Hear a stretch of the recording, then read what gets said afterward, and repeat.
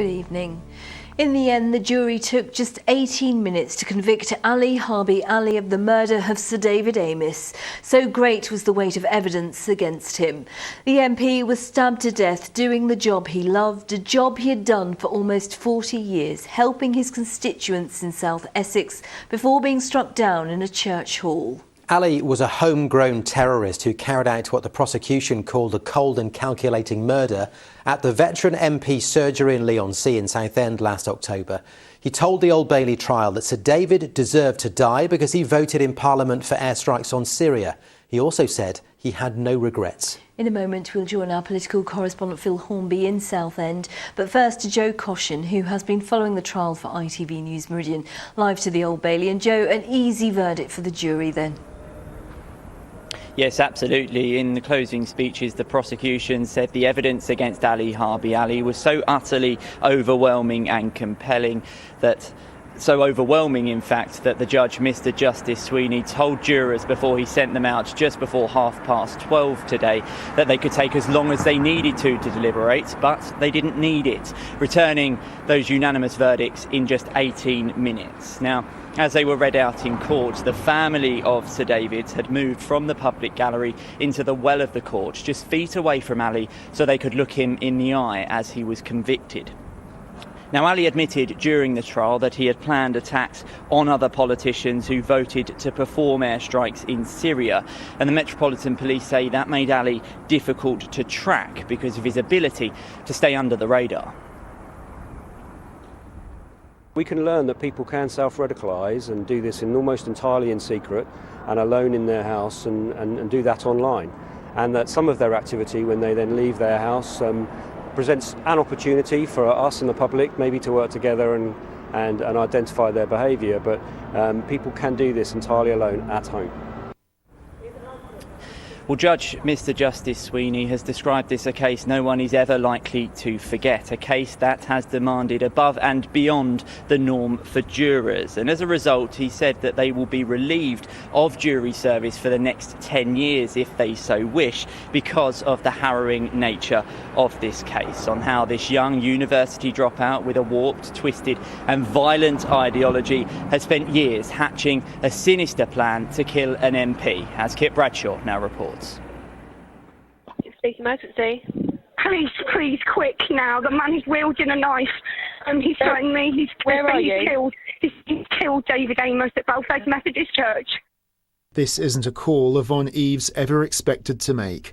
She wanted to talk to her MP, Sir David Amess. Instead, she had to tell police he'd been murdered by Ali Harbi Ali. Who are you talking to? Who are you talking to? The knife man. All right, don't talk to him. Just leave him. Right, okay. So we came to see David Amess because he's a consultant, he's a like, member of Parliament, thingy. And we came here, and just as we approached it, the poor ladies were running out the church. We came in to go to our appointment, and he's saying he's stabbed him, he's saying he's killed him, he's got a 12-inch knife. Where are the police? Where are they? We need taser unit. We need the taser unit here. We're TA. They say he's got a knife and he's just stabbed someone. Two plainclothes police officers were the first emergency services personnel to reach Belfair's Methodist Church, arriving in a matter of minutes. They had just batons and canisters of incapacitant spray to protect themselves. Despite the risk, they decided to enter the church and confront Ali, who was still clutching the 12-inch knife he used moments earlier to stab Sir David 21 times. Mate, drop the knife! Drop the knife down! Mate, drop that knife! Drop that knife! Get it down! Right, search him. They took the brave decision that they felt they needed to go in, put their lives at risk in order to save others. I'm incredibly proud of the actions the officers took. It really is showing the best of British policing, how people armed with very little really will put themselves in incredible situations in order to do the right thing, to save life and to bring offenders to justice. Amess. Once at the police station, the 26-year-old university dropout was brazen in his admissions, interrupting the custody sergeant to make clear his motives. Domestic or hate-related in any way? Terror. Pardon? Terror. I'd say hate, yeah. On what basis? Racial, religious? Religious. Once in a formal interview room with detectives, he continued to admit responsibility. Mr. Ali, is this a terrorist attack? I mean, I guess, yeah, I killed an MP and I've done it, yeah. Okay. But despite his initial candidness, Ali's not guilty plea once in court meant Sir David's family and friends had to endure the torment of a trial, and the prosecution had to prepare a watertight case.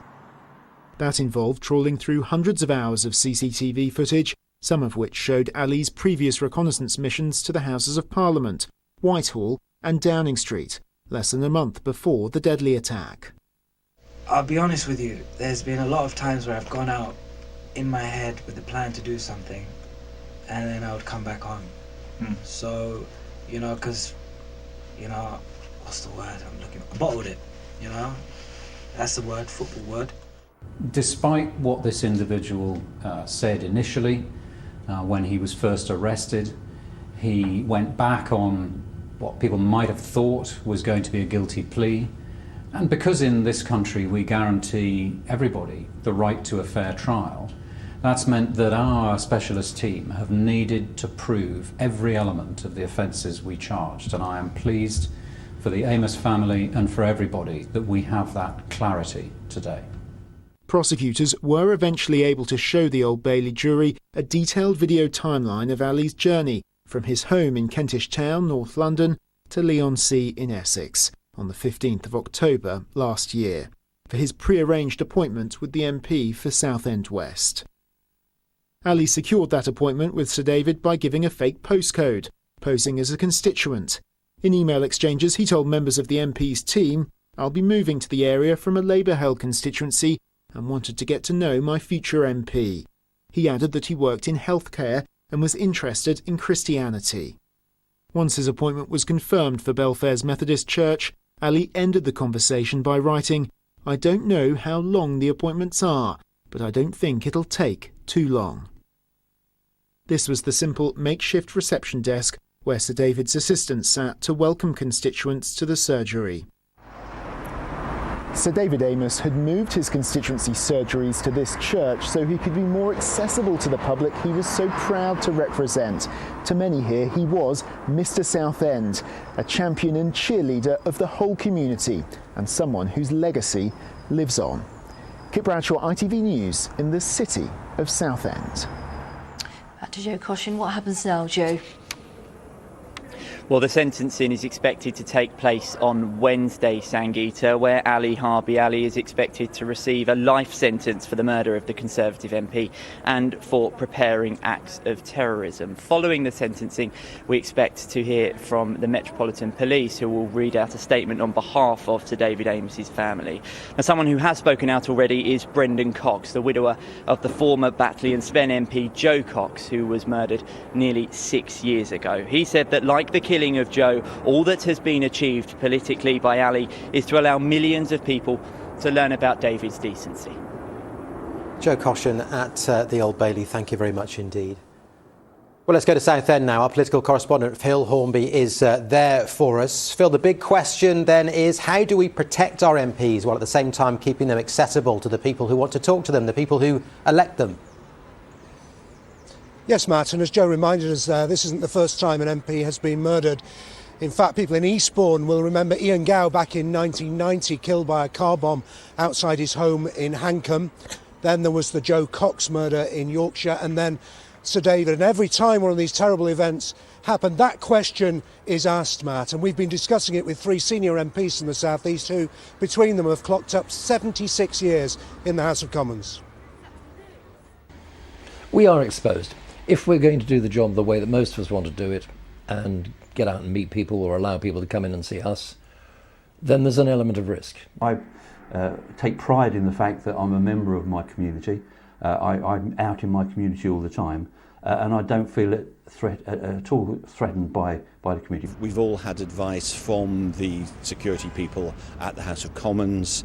The local police in Kent have been extremely helpful, and they're extremely responsive to the occasional abusive threats one gets. Most of the threats I get, and I still get threats, not death threats, but threats I get are on social media. So the way to avoid that is by not going on social media, so I don't. Like every other MP, I'm out and about. I go shopping, I walk down the streets and things like that. So you have to be accessible, otherwise you couldn't do the job properly. If you want to do the job in the way that certainly David Amess wanted to do it, then you have to do it that way, and that inevitably puts you at a bit of risk. But David wouldn't have wanted it any other way, any more than I would. Well, Phil, let's end by talking about Sir David a little bit more. The very fact that you're live in the city of Southend means that there will always be that tribute to him.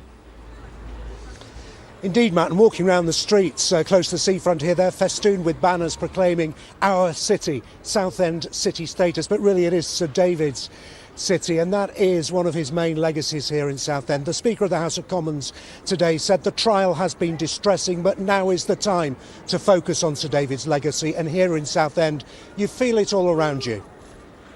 Phil Hornby live in the city of Southend. Thank you very much indeed. More of the day's news now, and 4 children have been charged after a 13-year-old boy was stabbed in Worthing. Armed officers were called to Chapel Road last month. The boy was taken to hospital with stab wounds. He's since been discharged. 4 children from the town, aged 12 and 14, are due to appear before Brighton Youth Court on April the 22nd. Another 14-year-old from Sussex, arrested on suspicion of possessing a knife, has been released under investigation. People and businesses have until the end of the day to give their views on plans for an expansion of the Rampion wind farm off the Sussex coast. If approved, 116 new wind turbines would be added. They would be around double the height of the current turbines. Developers predict the wind farm could generate clean electricity for more than 1 million homes. You're watching ITV News Meridian. Coming up, the rising tide of fly tipping in our countryside, a government plan to tackle the menace. And you can find more on today's top stories in the South East by visiting our website itv.com/Meridian. Remember, you can call us and you can follow us on Facebook, Twitter and Instagram.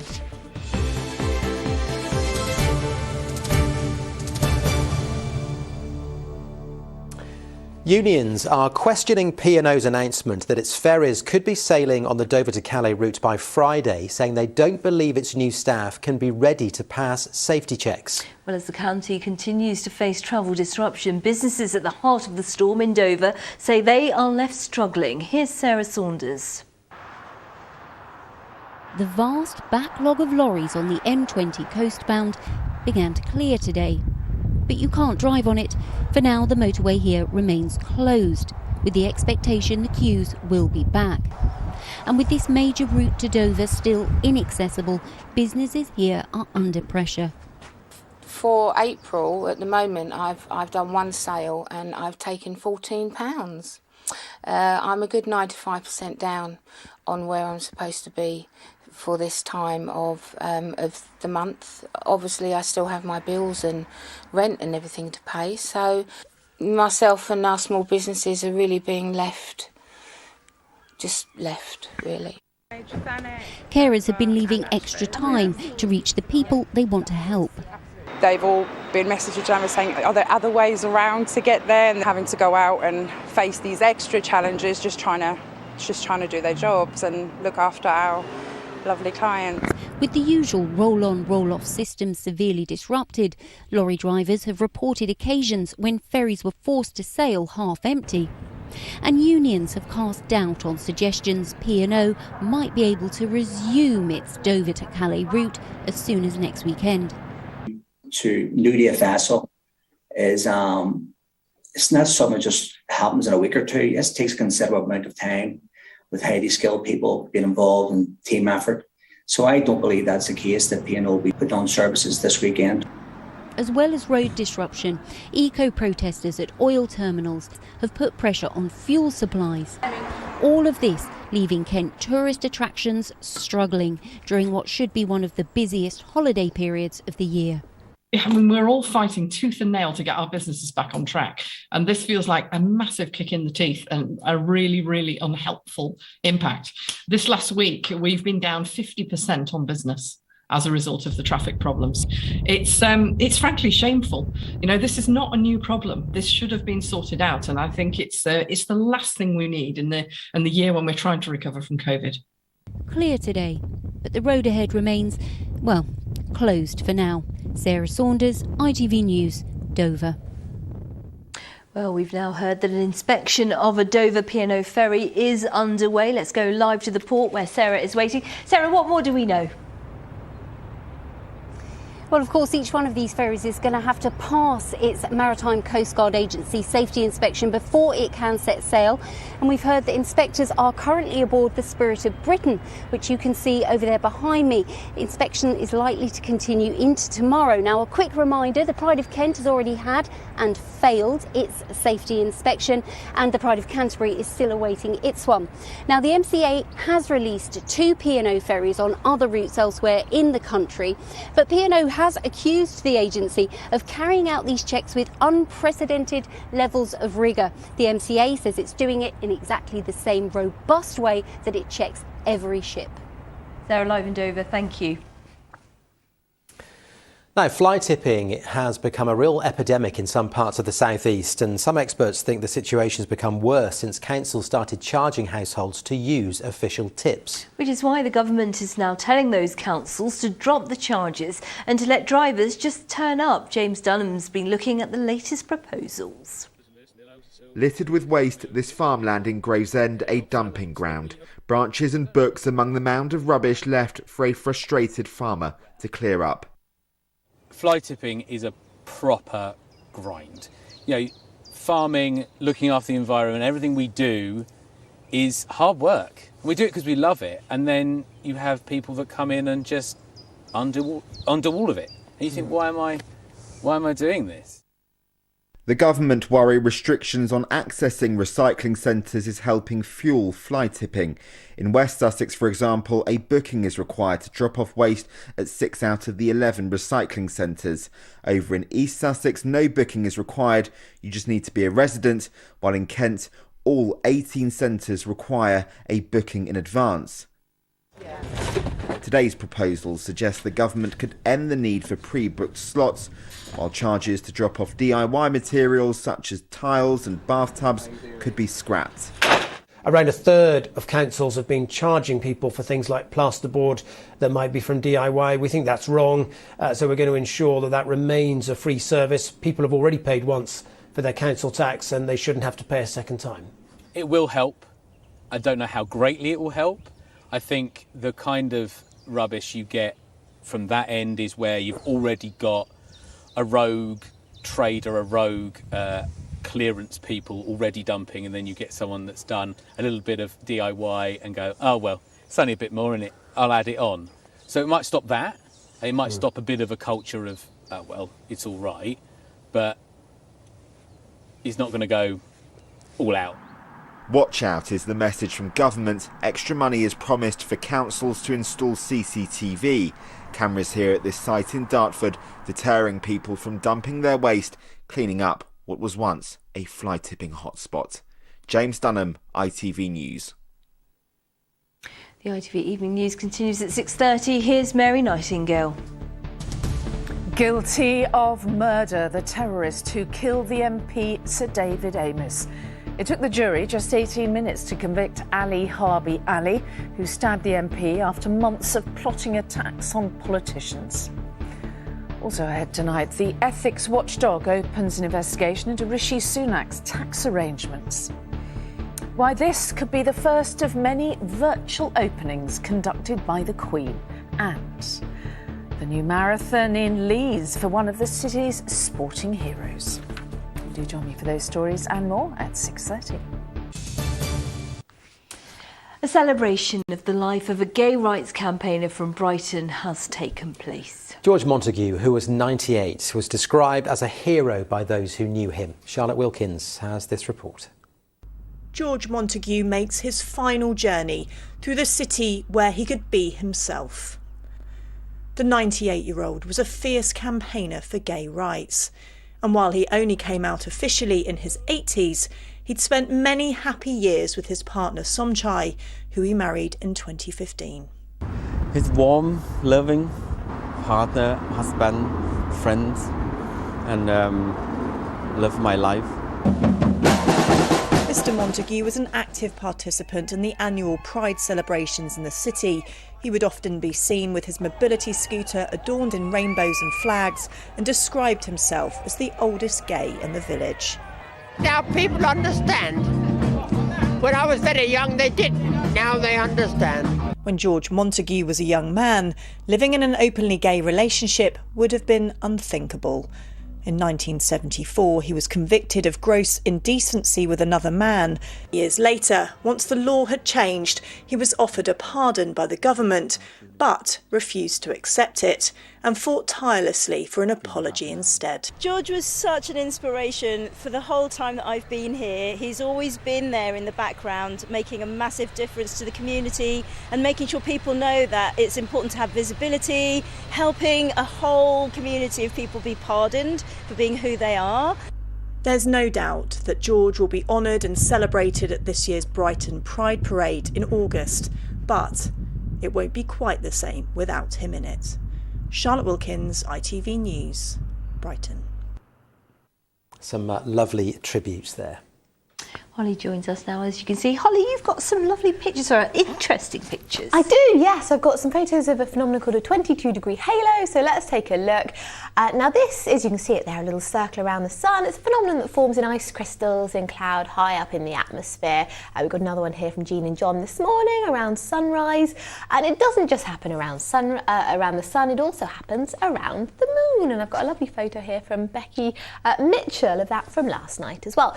And what it can mean is that the weather is going downhill. So, I'm no detective.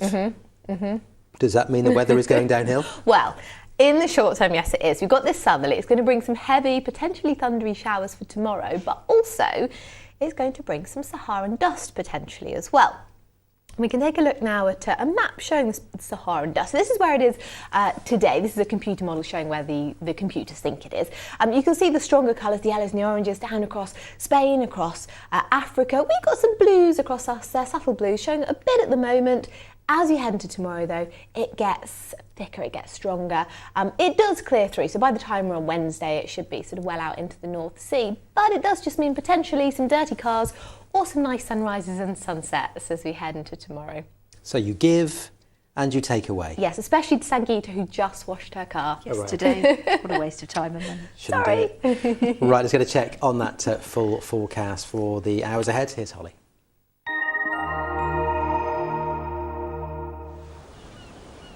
Feels like home, whatever the weather. Valent Boilers and Heat Pumps sponsors ITV Meridian Weather. We've had some bright weather today and there is more of that to come, but it's not entirely plain sailing. Yes, temperatures are rising, probably peaking around Thursday and Friday. They're still not bad, I think, through the Easter weekend. There will be some rain at times. Tomorrow is an example of that. We could see some quite lively showers, maybe a few showers on Thursday, maybe a few as we head towards the weekend as well, though probably the latter part of the week brings a lot of dry weather and often bright too, although I do think through the latter part of the week and into the bank holiday weekend we could have some problems with low cloud into coastal areas in particular, but there is a lot of uncertainty about the detail on that at the moment. The bigger picture shows a feature moving up tonight and into tomorrow that could bring some lively showers. Into Wednesday, still a few showers around, but we do tend to find a lot of those easing off. And towards the end of the week, higher pressure dominating, that warmer air moving in, but as I say, potentially some problems with low cloud. At the moment then, a bit of cloud around. We have had quite a brisk wind, that is still blowing, but it is easing a touch. But into the early hours, we start to see showers feeding up from the south. Temperatures shouldn't fall too far, values in double figures I think for most of us tonight as a minimum. But into tomorrow, showers is the name of the game. Now don't take the graphics too literally. We will at times see some dry and probably brighter weather, even a bit of sunshine coming through, but these showers or showery outbreaks of rain are likely to return heavy, maybe a few rumbles of thunder in the mix as well. Our high tide times, Hastings there just before 9 a.m. and again at 9:22 into the evening. So rising temperatures, as I say, probably peaking around Thursday and Friday. Some bright weather to be had, but potentially some problems with coastal low cloud. Valent sponsors ITV Meridian Weather.